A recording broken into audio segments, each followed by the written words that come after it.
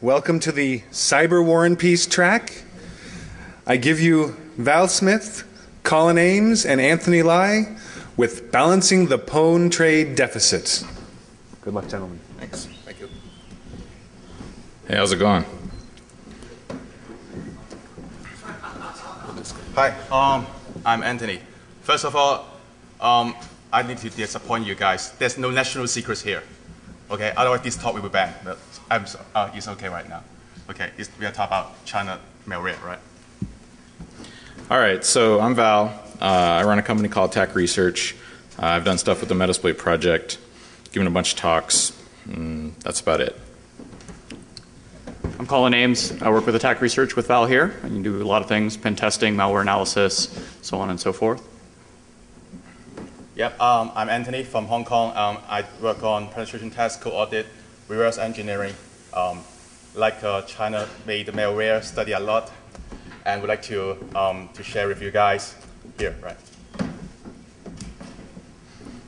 All right, so quick overview of what we're going to do. We've been taking a look at the Chinese hacking community with a lot of help from our buddy Anthony here. He's given us a lot of insight into how things work. So we're going to kind of go over some of the people in the community, some of the differences between what's going on over there, what's going on over here, methodologies that we've seen, and some interesting and funny stuff in the malware that we've collected. We have a pretty sizable chunk of Chinese-specific malware and exploit generators that we're going to talk about. So another thing that we kind of found interesting was that, at least based on media reporting, there's a lot of success coming from the Chinese hacking community. So we want to get some insight into that. And probably the most important thing is gain a little bit of understanding beyond just assumptions between the two security communities. And we find that that's important. So first, a little philosophy behind this talk. Our goal here was to try to understand things about the Chinese hacking community rather than sort of just assume things. So, we spent some time gathering facts, talking to actual people over there in the community, and, looking at a bunch of data. And we thought, if these two cultures and even more cultures in the hacking world can come together and learn more about each other, maybe we can advance the field a little bit more. So for this talk, just to reiterate what he said, we're not trying to talk about any governments or nation-state stuff or anything political. We're mostly going to talk about Chinese-specific criminal activity and hacker community things. So we're going to go through some terminology. Anthony's going to help explain some differences in naming conventions and wording and things like this. Then he's going to go over sort of a history of the Chinese hacking community and famous Chinese hackers, Whitehats and Blackhats. And then we're going to go into a bunch of fun stuff we found in malware. Yep. Hi, guys. Actually, I would like to talk about some kind of terminologies first. If you search some China search engine like Baidu, anyone go to visit Baidu before? Well, couple people. Your friends, yeah. There's a lot of censorship there. You like it, right? Yeah. Actually, because when you search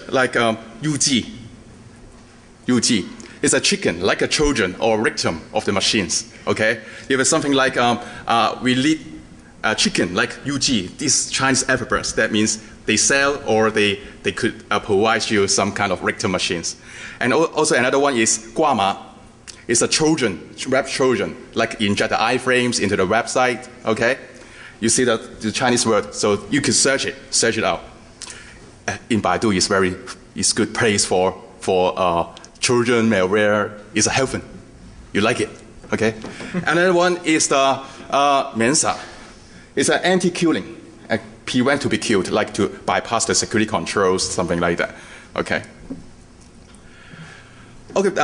I would like to talk about the part 2 about the hacker generation. I suppose in the States there's also hacker generation, right? And there's a 5 generation.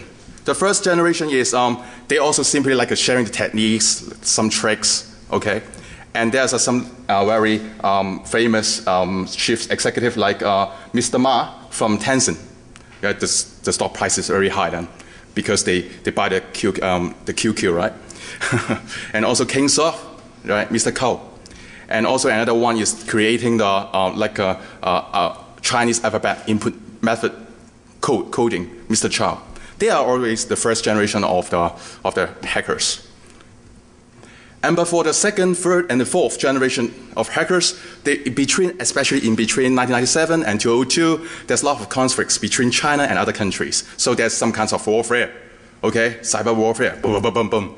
With China, United States, Philippines, and Indonesia, right? And especially like the second generation, they are quite famous, three famous hackers. Mr. Yun Ge, he's the vulnerability hunter. He always searched for 0 days attack, but it's already 10 years and 15 years ago. And another one is Xiaoyong. He's a software developers. Another Mr. Wang. He sometimes got some tools available for download in xfocus.org. Anyone knows XCon in Beijing? Yeah, we will go there, right? We will go there, head to there. But you know, it's very hard. It's very tough to go with the registration process. So that's the reason we need to take 18 hours traffic from Las Vegas to the China, yeah, to hack there, right? And also the third generation. There's lots of names, but I would like to highlight the white one. Is Fresh Sky.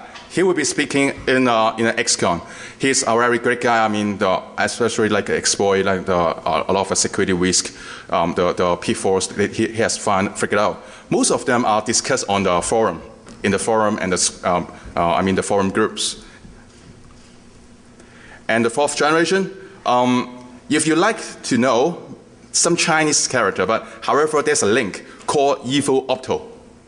It's a very good site for some kind of exploit attack, like hacking studies and tricks. You could go there, use a Google translation, and get there, right? And the fifth generation, actually is the same as other countries because most of them are script kiddies, get the tools, run it, even they don't know how to C during the programming in C, and simply to get the money, get some accounts, sell it out. So this is fifth generation of the hackers in China. So that's the reason like they destroyed the ecology for the first three generation.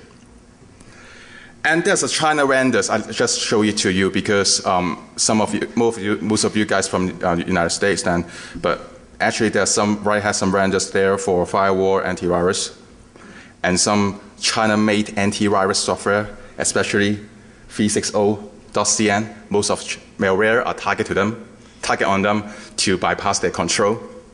And Kingsoft, something like that. And also the LoonSet and Anti is another security research company. Yeah. So there are many Whitehats there. And how about Blackhats in China? They like to communicate in forum and QQ. Okay? And anyone talk with MSN, right? But they like it. The QQ is the very good tools for their communication. And many hacker sites, like a training school, hacker training school, they would like to train your skills and also want to get some to be the master and get more students. Okay? And they like to write like a script, most of them like script kiddies and support membership. They recruit them to give the membership fee, then you could download the tools. That's it. Good money, man. Come to China. It's easy to get a vector machine because in the hardening and security, I mean, in general in China, the server has not been hardening, especially some small to medium-sized companies. For Chinese Blackhat, it's a very good, well-developed industry, I could say, because for the box, it's around 10 cents to 30 cents US dollars per box. If you got more, then you have got discount. How to communicate it? Go to the forum, go to Baidu, search it, then you'll get it. You'll get some QQ content. And also, according to China Cert, actually in 2009, there are already 2.5 million children, compare with in the 2008. Actually, the children manufacturing 2.4 billion RMB dollars. But expect over 100 billion RMB in 2010. Then you will know that why they can make a big money. Actually, I would like to join it to earn such money. If stand on stage have no money. Okay, let's talk about how do they advertise. You hear, then you go Baidu and search. I just translated, and the translation is something like that. Cracking websites, server, personal computer, installing remote control, attack server, okay? How to get zombie, victim, software cracking, wow, multiple services, comprehensive. You like it? Yeah. And also how to crack critical password, database intrusion, more than CISSP syllabus. But I can't learn from Hong Kong, but I can find from the forum. And also accept use of making children manufacturing. Do you have this such kind of industry in the United States? It's underground, but they put it on the forum, okay? And also like cracking cell phones, steal their chat history, steal MSN, QQ history. The most, I much more appreciate them. Please call QQ 85920-16227. You got the customer service, man. Yeah, favorite attack paths, and actually steal QQ and game accounts credentials, control others' computers and camera. Once you get the game accounts credentials, sell it off, you get money. That's it. But the problem is how they get it. They use much more than like the web trojan, iframe injection, and exploit. We have a question. Yep. Yeah, what is QQ? Is it a forum or what? No, QQ is an instant messenger. Okay. It's like a meme. It's a chat. Yeah. You just type in QQ, then type in instant messenger, you get it. Yeah, to join the party. It's in just China. like ICQ. Yeah. The Tencent CEO should be frank me. Because QQ belongs to Tencent. Chinese made malware. This is your joke. Yes, sure. Oh, okay. Actually, do you like dim sum? Yeah, I suppose the Las Vegas dim sum, wow, very expensive. $19 US bucks, but come to Hong Kong, please drop me email. I go to that $19, but Hong Kong dollars, okay? Much more delicious, man. Just drop me email, okay? Okay, here. All right, so thanks for the overview of a little bit of history of Chinese hackers there. So I wanted to just talk a little bit about, we got a collection of Chinese malware and we did some reverse engineering on it to try to not so much explain what every sample does, but find some commonalities or some fun, interesting things. So we focused on comparing data between multiple samples to try to get an overall picture of how the community works and if they do like code reuse or sharing, things like this. And we have sort of an automated system that we pass samples to, and it does a static analysis and then virtualization sandbox, not VMware based. And the main thing that we do is we log API calls and arguments to API calls. So, if they're doing a call to write file or it's not that super exciting, but it's automation so we can handle a lot of different samples and gain insights about what they're doing. We also did some network tapping on our automation system and static analysis. So, you're back? Yep. It's very busy, man. Okay, first malware, I need to highlight some interesting one. Okay, first of all, I got the malicious link. You get it very easy from like a malware online sites and to get it the link. Then, however, for this, it's very interesting. The shellcode, the script inside is using some different of Chinese characters like that. How to say it because I have not got a cursor, right? But this one is a 需要你, I need you. 有一天 one day. Yeah, but if you write the shellcode in the States, I find it both of guys is like variables X, okay? Very formal, right? Very good practice, good programmer, right?